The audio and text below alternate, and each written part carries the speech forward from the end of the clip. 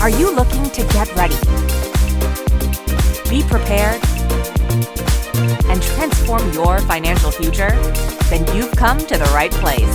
This is the Get Ready Money Podcast with Tony Stewart, where Tony has insightful conversations with financial experts who are changing the way we think about money.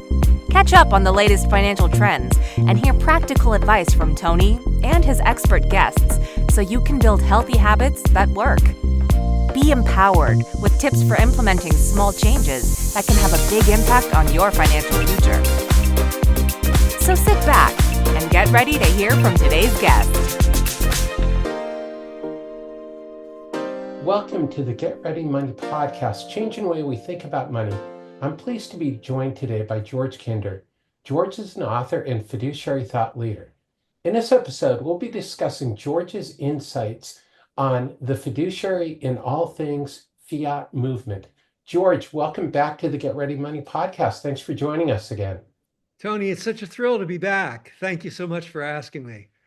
Yeah, I'm excited to have you on and to talk about this. This is an amazing thing. So, just to give us a little bit of perspective, what is your origin story in respect to the FIAT movement? What inspired you? Yeah, gosh, there's so many things, but I think what really the strongest origin came out of the banking crisis, 15 years ago or so, 17 years ago. And what happened then was I got outraged that the financial industry was involved so much in ending up making a lot of people's lives miserable, people losing their retirement savings, people losing their homes. And I took it personally, Tony, because I, like you perhaps, had dedicated my life to this industry, and in every way that I worked was trying to make it a better place for consumers, for humanity, really, and make it a trustworthy place. So when the banking crisis happened, I got really ticked off, and I started to write this book, and I wrote 1,000 pages, maybe 1,400 pages of a book that I called then a banking manifesto. And it was really, quite something. And at some point I realized, well, wait a minute, that's not me. And part of it was, but perhaps the outrage, I don't know. So I went it was very dramatic. I went and I took this stack of paper and I picked it up and I went to the wastebasket and threw it all away. And then I went back and I thought, what is me? And I realized that what I attempt to do with people is inspire them. So I thought, how can I inspire people rather than complain a lot about what's happened? We all can complain, and we should complain. It's part of democracy. But so I went and I wrote this book called A Golden Civilization and the Map of Mindfulness, putting together an idea that maybe we were all on the same page if we really talk to people, one-on-one or in small groups or in communities. Maybe people would say the same thing about what they really wanted and what they thought was wrong with the system. And what I did with that was really, really exciting. I got an offer by one of the top financial associations of financial advisors in the world to go on a world tour for them. So I thought, this is perfect. I'm going to go and they're going to ask me to talk about financial, and I will, but I'm really going to talk about golden civilization, and I'm going to have golden civilization conversations everywhere. And that's what I did. And I traveled all over America. I traveled all over Europe. I traveled wherever the associations would take me. We had conversations all over the world looking at what would we like the world to be? And everybody wanted the same thing. They really did. Even in autocratic dictatorships, they wanted democracy. Even in very poor countries, they wanted democracy. They wanted endeavor, competitive endeavor. They wanted kindness. They wanted an end to corruption everywhere. Nobody wants corruption. And so there were all these things, and I just thought, God, an end to bigotry, adequate food and shelter for everybody, basic stuff that everybody wanted. And I thought, well, we've got something here. And then COVID hit. And we go, oh no, and my travel stopped.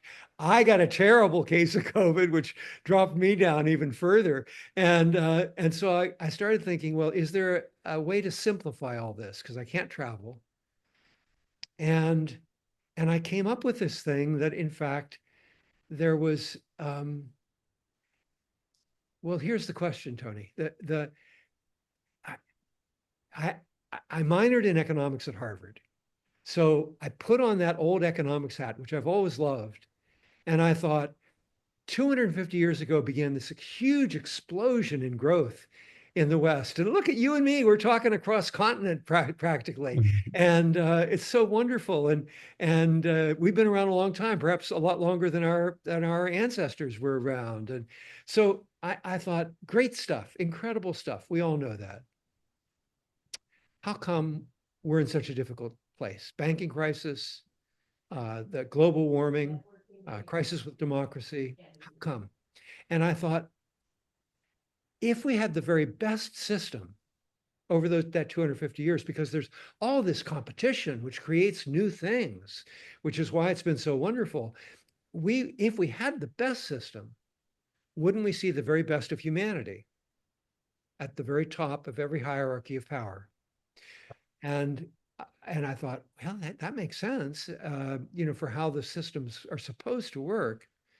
And I looked around and I didn't see a single one. I mean, you might be able to identify one of your favorite nonprofits or something, but I couldn't see a single one where I thought wisdom and compassion are at the top of that organization. They care about humanity, they care about the planet, they care about democracy, all of these things. And it's filtering all the way down. So I thought, there's got to be something that we can institute when anybody becomes incorporated, or when a government forms, or when a nonprofit forms, that we have people swear that in addition to getting all these privileges, they have a responsibility to people, to the truth, to democracy, and to the planet. And I realized, and I talked to a number of lawyers, a few political people, and they said, George, you've nailed it. This would do it. So that's kind of the origin of the whole thing. And it was very exciting to come there and arrive at that and realize we've got a simple solution for almost all the problems that we face in the world right now. Well, I love it. And as I reflect on your question, I'm not sure that I can point to at least many political leaders in that position. I can think of a few leaders of especially smaller nonprofits, but I think, and I've seen this in the insurance industry, is that oftentimes people at the top have no idea what's actually happening with the end user. And I know I've seen that in the insurance business where they keep designing all these products and how they market them, but the consumers have no idea what they're buying. The agents have no idea what they're selling. The insurance companies can't even service policies, and the regulators are undermanned and understaffed, and their most experienced people end up going into the private world. So it, it's a challenge, and I'm with you. And I think, you and I have talked a little bit about this, but I think it comes down to who we are as a person, and that sometimes these people rise to leadership and they forget about what it's like to not be a leader. So this movement is inspiring me. So, let's tell everybody about it. What is the Fiduciary in All Things movement? Well, and I love your preamble there, Tony, because in the early days, I was a financial advisor, obviously, and when my clients came in with these really complex insurance uh, uh, policies or whatever, I tried to dive in and figure out what's the real rate of return here and what's really happening. I couldn't for the life of me. It took me hours and hours and hours. And when I called insurance people to explain it to me, they couldn't explain it to me either. Or what they said was just clearly not true when you really got down to analyzing it. So right on. And that's what, in a way, that's what the Fiduciary in All Things movement means, in a way, that it's time In financial services, a lot of people don't even know what fiduciary means, but in financial services, fiduciary is a term that we all know. And you're either on one side of it or you're on the other side of it. And if you're on the other side, you primarily want to sell and you don't want to be held to a higher standard of some sort. And then there are those who go, no, the consumer comes first and let's do it. The problem has been that we've been played against each other, when really I think people on both sides are good-hearted people. People on both sides really want to help people, I think, more than anything. And so what I realized was that the issue is not so much between different kinds of advisors, but between those who are fiduciaries, those advisors who are fiduciaries, and the institutions that are never fiduciaries. They are only fiduciaries to their shareholders. So they're only fiduciaries to money and profit. And that means that the consumer gets the short end of the stick. So you're going to get these complex legal arrangements and nobody can figure them out. But they've been very carefully outlined by the attorneys for the big institutions. So what I realized was that what we really needed was a movement that made fiduciary, which is care for the the consumer, or care for, in this case, all things. We needed a movement that would create every institution, would require every institution to be trustworthy and be a fiduciary toward the truth, toward people, toward democracy, and toward the planet. And and the movement is really just beginning. But I've been talking about it for a couple of years and we're beginning to get traction. It's very exciting. And we've got people on multiple continents and multiple countries talking about it and engaging around it and figuring out how to do something in their particular arenas.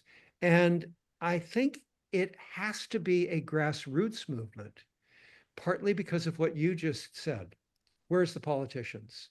And even, a lot of people, the Democrats tended to be much more in favor of a fiduciary standard in government, but even the Democrats have large billionaire supporters that, might not be in favor of limiting their freedom to make a lot of money. So I think it has to be a grassroots movement to make the vision really strong. And that's what I'm doing right now. That's what I'm all about.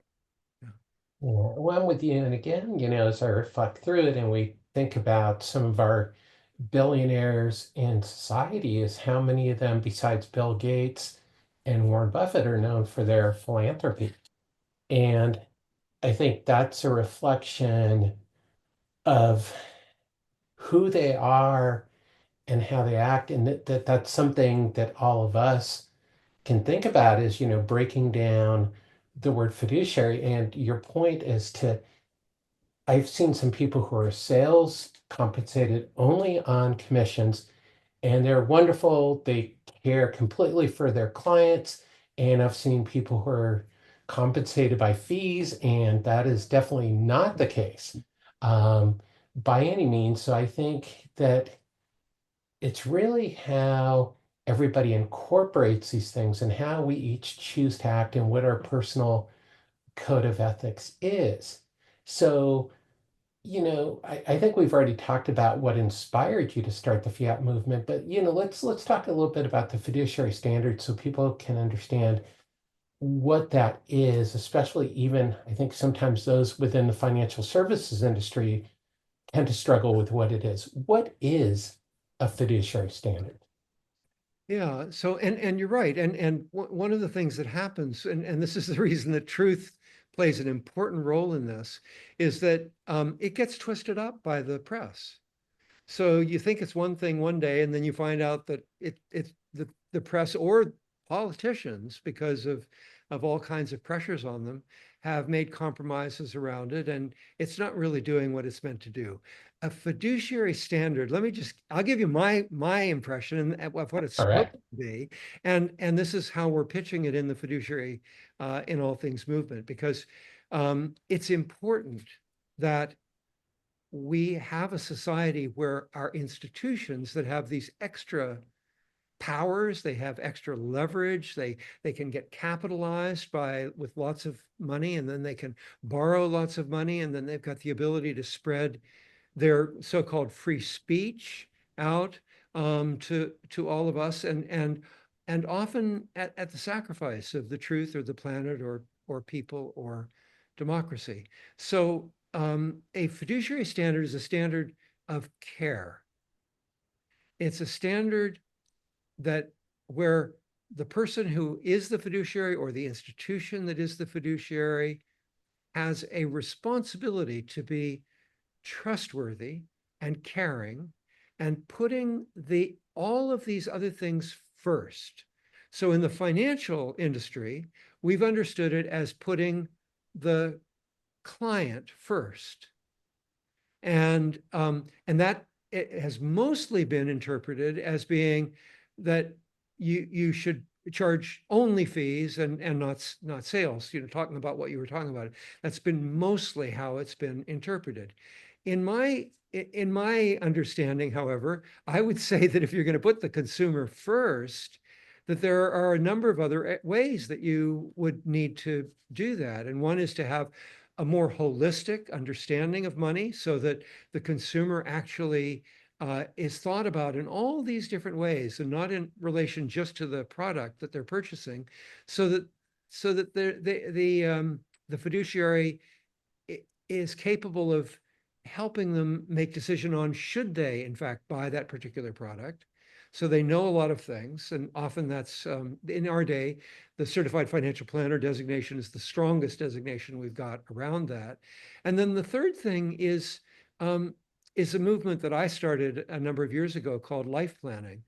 And that is that if you're really going to put the consumer first, boy, you got to be a really good listener, because their life isn't about buying financial products. Their life is about having something meaningful, doing something for the community they're in, doing something wildly creative, caring for their kids, doing something spiritual or that has great meaning. And to be a fiduciary to them, I think requires all three of those things: attention about the fees, a holistic approach to finances, and really putting them first, who they are, who they want to be. Then you're going to deliver something to them that's incredibly valuable to them. And it may very well include a product, but their money life's going to be sorted out in a way that's incredible for them. So a fiduciary standard, that's in the world of finance. And what I'm suggesting is we need a standard like that for all of our institutions, because they're the ones that run amok much more than we do. You can blame global warming on each one of us because we have a car. Well, that's not really fair, or because we haven't recycled all of our stuff. But the truth is that the institutions are so powerful with it. It's clear that global warming came largely from fossil fuels and from the companies that made their money from it. So a fiduciary standard of obligation to the planet would mean that they would have addressed the issue of global warming a long time ago, and we wouldn't be facing the kind of crisis we have right now. So it's that kind of care toward democracy, toward the truth is huge right now, and toward people. Yeah, I love that. And when you talk with people one-on-one, even CEOs and, you know, these owners and, people that that I've talked to, in those positions are, themselves as in their own lives, they are trustworthy and caring often, with their own loved ones, with their kids, with their aging parents. And so they do have that, but I think, that they don't act as stewards responsibly.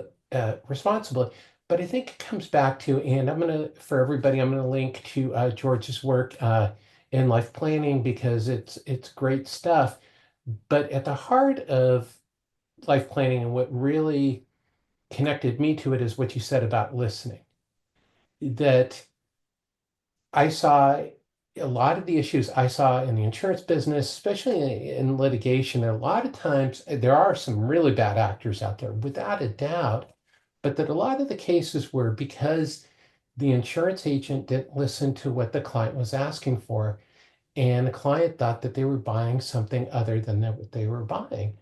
And so that listening, and I think big corporations, as we go back to that, and politicians, they don't listen to what other people want. They do what they think should be done or what they want to do. And so I think if we put listening at the core, that is a valuable skill. That is at the heart of a best interest, whether it's for financial services or for politics or anything else, is that maybe listening is a core skill for all of this.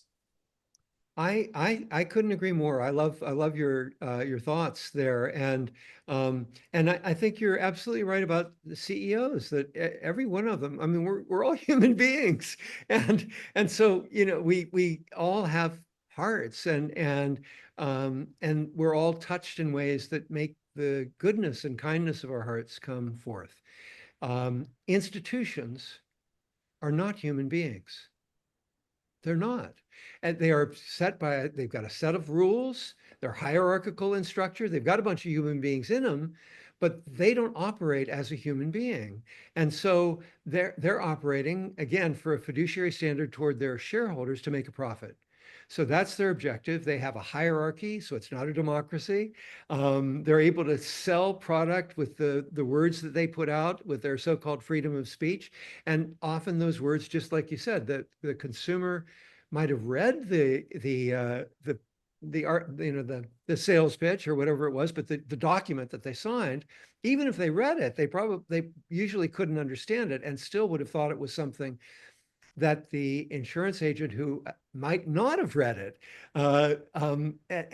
said it was, and it wasn't that. So I think institutions have a higher obligation than we as human beings. We all know we're flawed and we are human.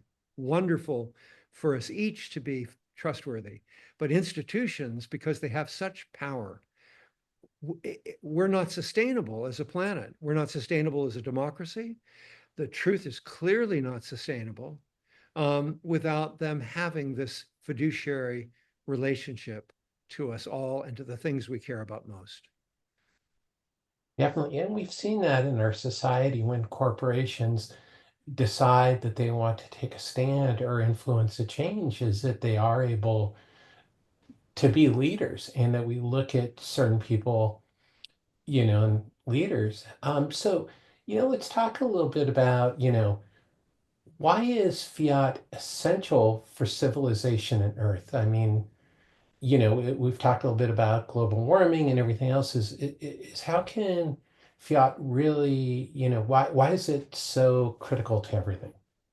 You can see it today in the news. I mean, it's um, uh, for civilization, one of the most incredible human inventions, maybe the greatest invention for humanity, is democracy.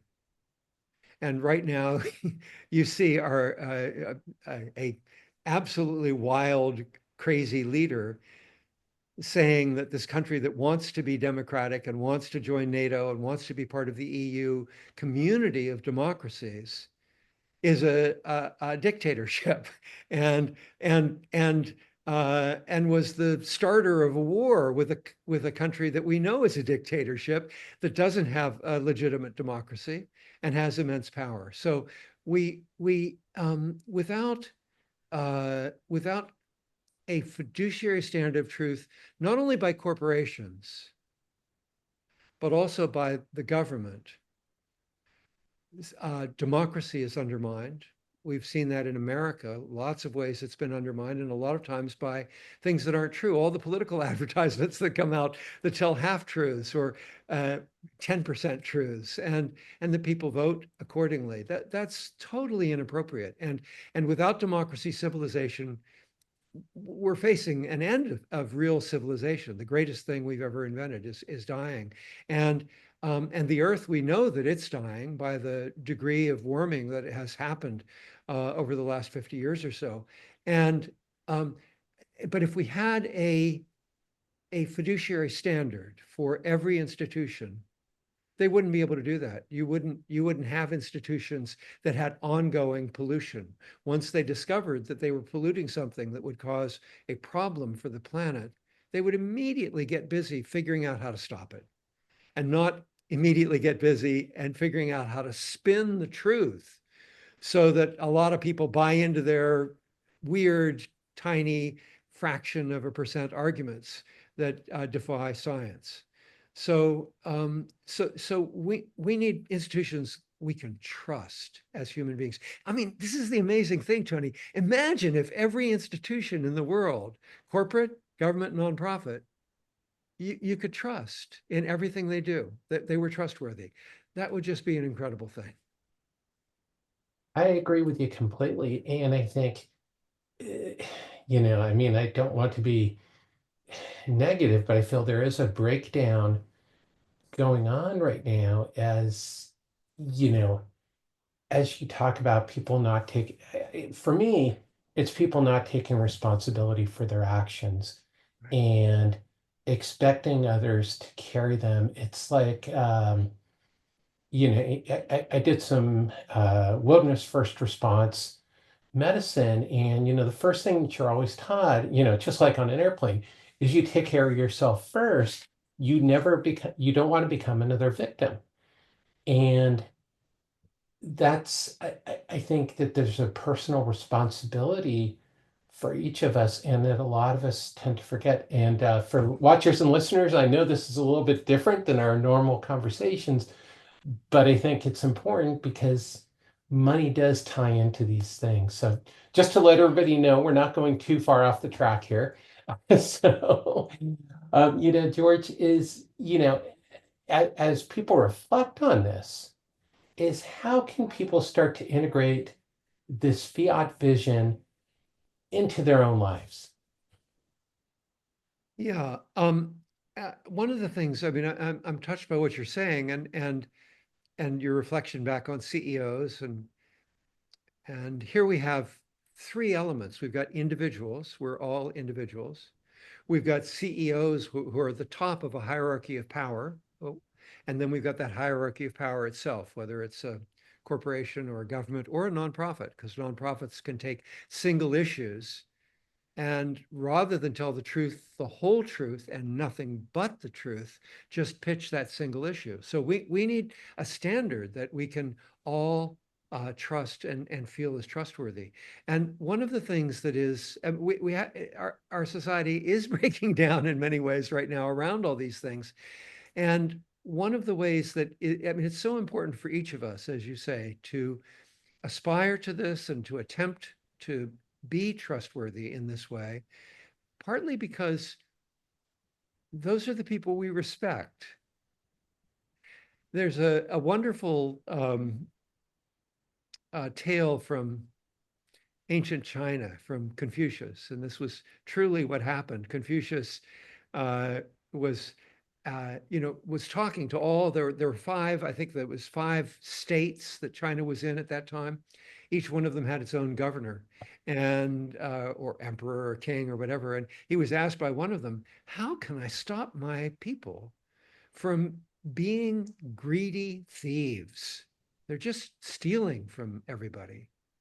And Confucius looked him in the eye and he said, if you stopped your own greedy thieving, all of them would follow suit, because they look to you and think, what is the model of proper conduct as a human being? And you are it. So I think it's very important that we do it, and but also, and even more important, because all institutions are amok, that we have a requirement that every institution also be trustworthy. Yeah, I completely agree with you. I'm reflecting, I went to a conference when I was very young in the business, and it was an attorney, and he was talking a little bit about ethics and everything else. And he said, here's the rule to keep in mind. He goes, you're deciding whether to do something or not. And then he goes, imagine your 7-year-old daughter is leaning over your shoulder and you have to justify that decision with her. Yeah. Would you still make that same decision knowing that you have to explain it to your 7-year-old daughter? And for me, that's been a rule that I've lived under for my professional life is like, is that something that I'd be willing to explain and live with a child? Beautiful. Yeah, right on. And that's really what we're trying to do. And not only should we be living with with that code of ethics that a child kind of understands when you really ask them those questions, but also we want to have a world that protects our children, that is there for our children. And there we need democracy. We need a world that tells the truth. We need a planet that is healthy. And we need not this bizarre inequity that is present in civilization today. Yeah. Yeah, and I think, without going too far down the inequity, is I think that it hurts all of us, even those at the top, is, that eventually these things balance out. They never end well when you have a severe imbalance. So, it's balance is good for everybody. That's right. Yeah, that's right. So, how can, people, how can they start to spread this vision, as once they've decided, that they want to, integrate this into their own lives, into their own actions? How can they, encourage others? I know within our group, we've talked about that and we're just getting started on some ideas. What do you recommend to listeners who are saying, hey, I really like this, you know? And even to listeners who aren't, who are going, well, I don't know. Yeah, it'd be kind of nice, but gosh, how can they ever do it? Because a lot of us have that skepticism about accomplishing anything. This dramatic, this bold, this filled with it as it is with integrity. And I think the first thing that I would say that's really worthwhile doing is buying and reading the book. It's called The Three Domains of Freedom, and it's a really simple. See if I've got one here on the desk. It's a book of wisdom. I think it's really, you can see it's really short and inspiring. The Three Domains of Freedom. Each moment is yours, your life is yours, and civilization is yours. And it touches on a lot of the themes we're doing, and it leads from a personal care and personal integrity, leads from that into civilization, and then it leads to the fiat movement. So it gives you a real understanding, a background, and a way of talking about it with other people. So that's really helpful, just to have that kind of argument and depth of thinking about it, and it will stir up thinking for yourself. Do a book club, have people talk about it, debate it, and then there are just so many other things that we've thought of to do. One of the things I did here with my 20-year-old daughters and their best friends around the kitchen table, and we call it a kitchen table conversation. And what we did was we showed them the fiat language. A fiduciary standard is required of all institutions, whether they're governmental, corporate, or nonprofit, to place the interests of the truth, people, the planet, and democracy ahead of their own self-interest, ahead of their own self-concern. And we asked them to reflect on what their life would be like. Let's just stay with the vision. What would your life be like if the world were like this? If all institutions were trustworthy, how would your life change? And there were some amazing things that the kids said, well, I'd relax. I could feel more at ease. I'd be more happy, someone said.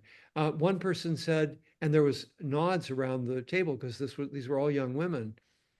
Well, I consider maybe having children after all.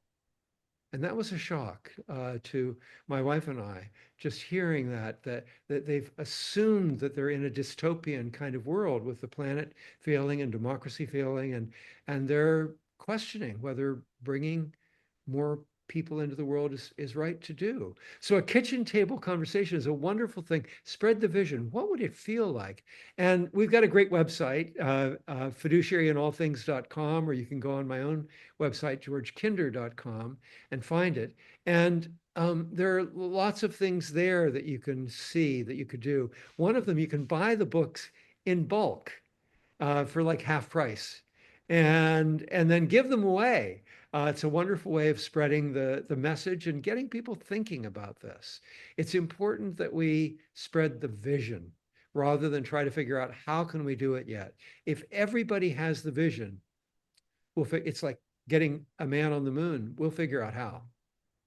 We're creative and inventive and incredibly smart creatures. We'll figure out how. Yeah, and I think at the core, and we've talked about this, is that everybody does want help. Is there are very few people who would walk by somebody who says they need help. And so I think at its core that this is something that is appealing to people is because the majority of people are going to want to help and to do what they can. But what you said is to place others before your own self-interest. That can be very tough for people. So, just real quickly before we wrap up is, do you have any tips for people, who are kind of, hesitant to place themselves, to place others before their own personal self-interest if they're hesitating there? Yeah, I think that one of the things we have on the website is signing a pledge. And it's not a pledge to be perfect. It's not a pledge to place everybody ahead of yourself. It's a pledge to support that this really should be the way that our structures work. And so to start by kind of making that pledge, just taking that step and saying, yeah, I agree, this is how things should work.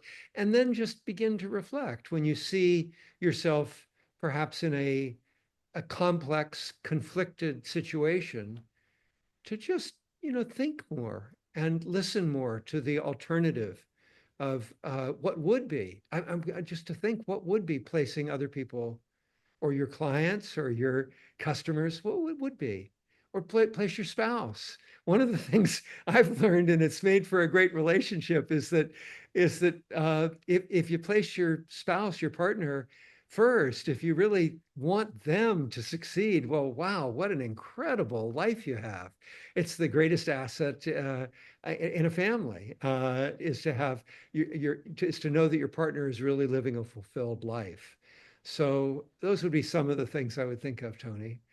Uh, That's awesome, and that's great advice. And I think for all of us who have kids, is we automatically, well, not automatically, but most people, they'll do anything for their kids and to see their kids succeed. And it gives, and I think that maybe that's a thing is to remember you can apply that feeling to other areas. There's nothing like volunteering. I know that personally, I found volunteering very rewarding. And it, doing these things does come back to you.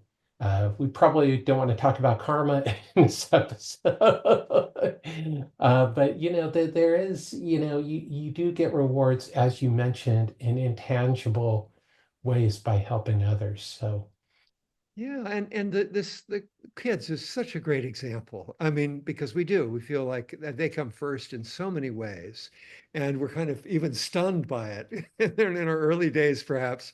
Um, but imagine if every institution treated humanity as if humanity were their children. So of course they would tell the truth in all their advertising and all in everything they do. Of course they would support humanity's democracy, not buying the democracy out from under them. So I mean, it would be an incredible thing, and it's possible. It's not. People might say, hey, this is utopian. Well, I don't think so. I think it's the beginning of how a global civilization has to work. Without a system like this, a global civilization will fall apart. So if we have this kind of rule, now we're at a beginning phase where I think people will feel so much more trust in their institutions that they will find greater creativity, greater entrepreneurial energy inside of themselves, greater engagement with the world around them. Cynicism that we all have, all of us, is a disease. And it's really caused by the fact that we don't, underneath it all, don't believe largely that institutions will hold to their best statements coming forward. So imagine if we did not live in a cynical world, but we lived in a trustworthy world where instead we trusted all those things. We'd see an incredible amount of energy suddenly released in the planet that would be extraordinary all over the world. Yeah, I love that. And I think that's a great place to wrap up. You start to mention is where people can learn more about you and get involved with the Fiduciary in All Things movement. So, if you just quickly summarize that and maybe any social media channels where you're active. Yeah, I'm hugely active on LinkedIn and fairly active on Facebook and active somewhat on Instagram as well. And I think we're starting Blue Sky is one of the things we're doing now too. But the websites are really pretty cool. I think anyway, the georgekinder.com has a lot of things I've done. I've been wildly creative in many ways.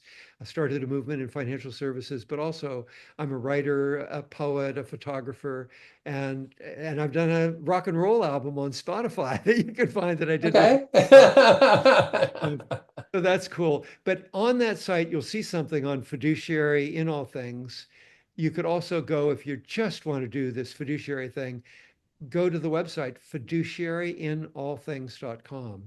It's accessible from my website and also from just going directly to it. Yeah, and of course, for everybody watching and listening, as always, there will be links to all of these resources and ways to get in touch with George. Follow him and the Fiduciary in All Things movement. So, George, thank you for joining us today on the Get Ready Money podcast. Wonderful privilege, Tony. Thank you so much for inviting me.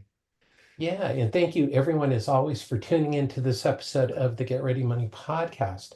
If you learned something today to change the way you think about the money, and in this case, in your life, please be sure to subscribe and to tell a friend. Until next time, let's change the way we think about money.